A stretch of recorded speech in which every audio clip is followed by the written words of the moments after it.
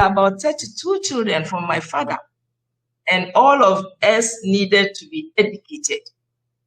Thank God for free education at the time, because it was a policy by the then government to give the people from my region, the northern region, who were lacking behind, free education. So for that reason, I'm able to come this far. As a professional teacher, in fact, I taught at all levels, depending upon when I upgraded myself.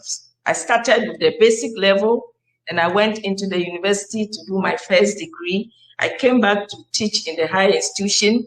Then I continued and went into doing my master in philosophy in development studies. All this time, I worked with rural people, again, rural communities, where you actually, from the African perspective, when we talk about rural, we mean rural. Communities that don't have electricity, don't have enough schools, don't have potable drinking water, and so forth and so on. Fortunately, we happen to have a sponsor, Danida, who came in to help these communities. And throughout my life there, what we did was that these communities were sponsored to get good drinking water, boreholes, that is deep wells. They helped them to construct schools, teachers and nurses' quarters, in order that teachers that were posted into the communities accepted to live in the communities and teach the people. Then our work was to facilitate the community groups. So we had community leaders, where by the Danida policy at the time, and even I think now, half of every group had to be half female and half representative male. So for example, we had School for Life classes where we recruited at least 13 female, 12 male, or 12 male and then 13 female. That was what we did. So from my early days as a young teacher, I have always respected gender equality and gender balance. Then we started training these women in functional skills. In fact, most of the people didn't have the opportunity to go to school, but they had local businesses such as shea butter processing, groundnut processing, and rice processing locally. They do it locally. So what we did was that we formed them into groups and gave them loans. And with these loans, they were able to work to improve the quality of lives of their families.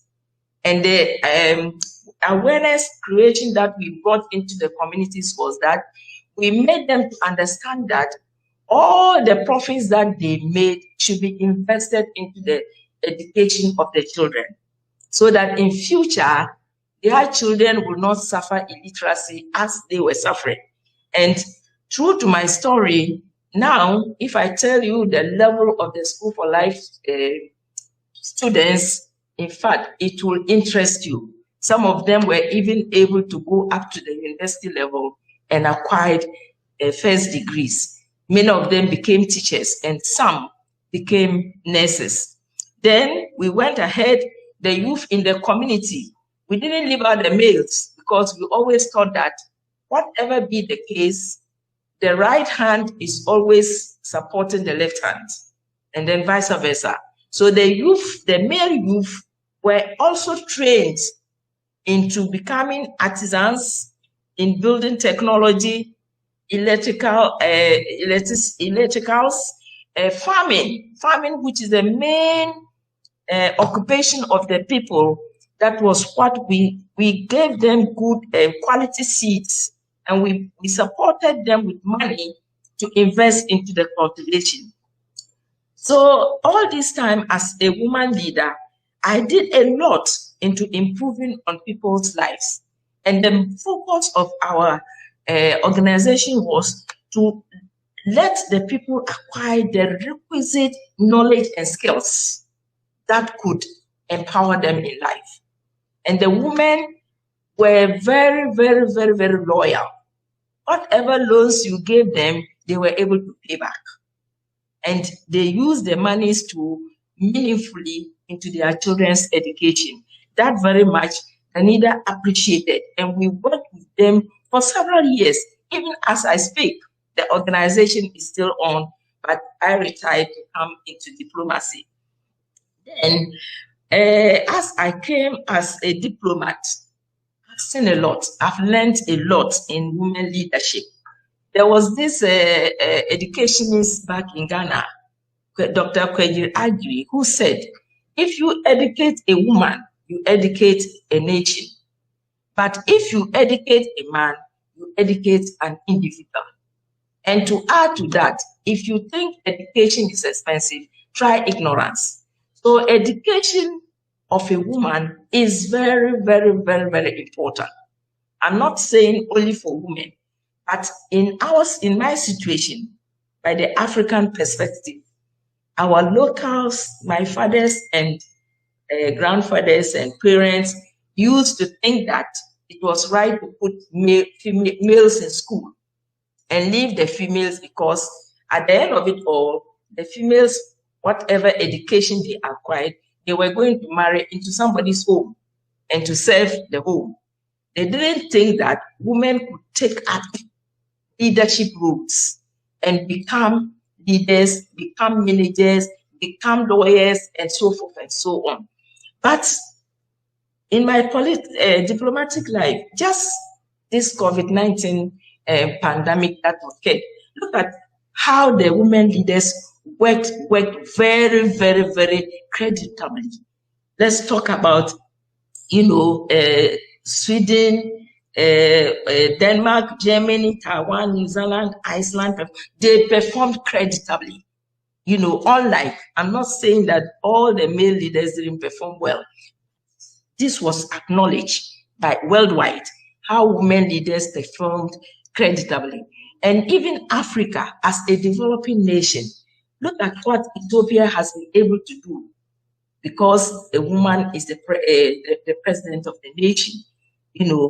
About half of their percentage of cabinet is 50%.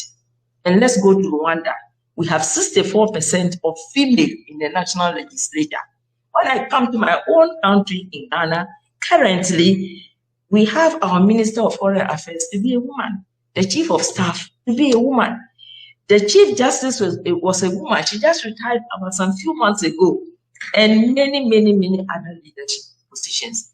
And in the diplomatic sector, we are about 25 women diplomats and consul generals from Ghana. So even as a developing nation, we have been able to achieve this. All this because of education. So what I have for the future generation of women is that education is key to the development of everything.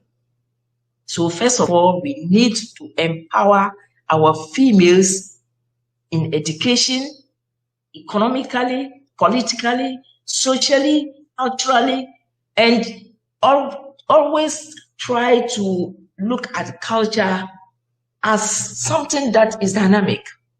Because in the past, like in my culture, we used to foster female children to their aunties to go and serve them.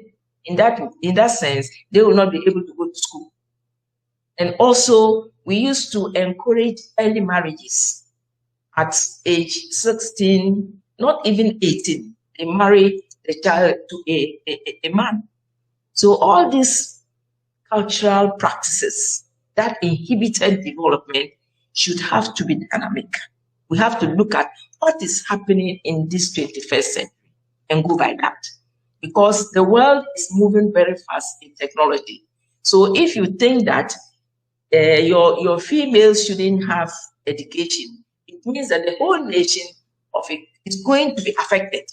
Because even considering the population, the world population now, I just looked at Ghana's population now, we are about 31 million. 50.9% are male, while women are 49.1%. So imagine that all these 49.1% are redundant. that doesn't help a nation. So from our experiences coming from farming backgrounds, every woman given the opportunity will be able to excel. And then what we also require as women is that once you've been able to educate yourself to the highest level, because education never ends, it is a process and it continues till we die. You should build the confidence and self-esteem in order that when in your organization, when they are talking, you talk and talk well, talk meaningfully, and then you will be respected. Don't always think that you are a woman and therefore somebody is going to give you the opportunity. No, take the opportunity in your own hands. And I always challenge women that any challenge that comes your way should be something that you should be able to, develop into opportunities. You just don't sit by. You always try. When there is a failure, try again and try many times, and then you will succeed. Then you look at, always put up your competencies, your efficiencies, so that the organization setup will respect you and even miss you one day that you don't go to work. So to the fellow women, I would say that currently we are lucky. Many women are going into areas that were formerly male dominated. For example, diplomacy. But today, it is not the case. I've seen women engineers. I've seen women industrialists. I've seen women, the work now is diverse. So the only thing for us to do is that you go into an area where your interest is and be focused. Be focused. Make sure that you are putting up your best. And once you are putting up your best, there is no way somebody can demean you at the workplace. So when we were young, we only saw our teachers at a very rural community. It was only our teachers that we saw as role models. Fortunately, among them, there were some few female teachers. And lucky for me again, in my community, a woman was appointed as the district chief executive of the whole community. I'm talking about 40 years ago. That's about in the 60s. And we used to look at that woman, very young. We used to appreciate her. And she did a lot so those were the people who inspired me. And I talk about having good and quality education so that in future, I could also be a leader somewhere. And as a consul general, whenever I receive guests who are students, what I tell them is that it's only hard work. It's only hard work. Once you are hardworking, once you are ready to learn, you will always succeed. And you should always be able to ask as many questions as possible. In a group, in a meeting, wherever you are. Fortunately, this time we have the internet. You can go into the internet to seek knowledge, and no one protects you. But you have to be selective in the knowledge on the internet, because some of them are not very truthful.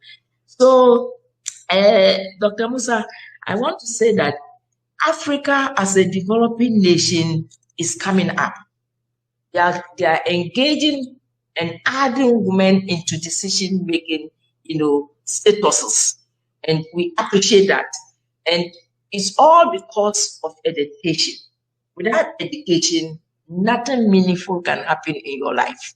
We are not talking of high education. Basic education is enough. High education can help.